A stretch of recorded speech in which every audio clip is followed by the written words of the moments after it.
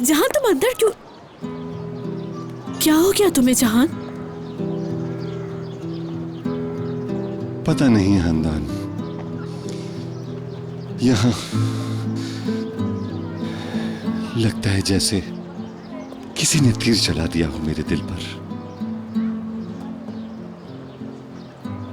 गुल परेशान है, भाभी भी परेशान है, रियान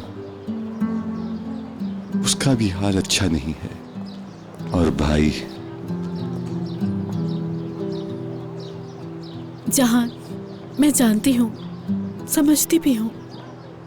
तुम अपनी आंखों के सामने देख रहे हो कि हमारी पूरी फैमिली बिखर रही है और तुम्हें ऐसा लगता है कि तुम कुछ नहीं कर रहे। तुम कर सकते हो। देखो, इस वक्त तुम्हारा भाई हॉस्पिटल में है और सबको तुम्हारे भाई और गुल की फिक्र हो रही है। और तुम जानते हो कि वो क्या नाम था, दिलशा का टॉपिक भूल गए हो। ये सारा मसला इसी वजह से हुआ है।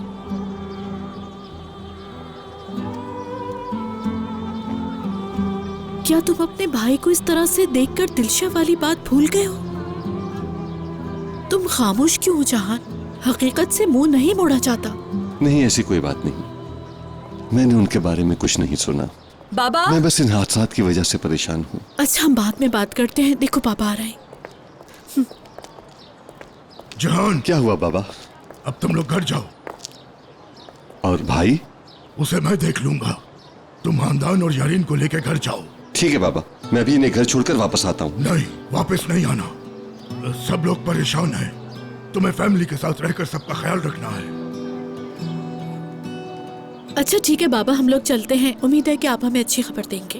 इंशाल्लाह। हाँ, गुल खानम का ख्याल रखना। ठीक है बाबा, ठीक है। जिहान,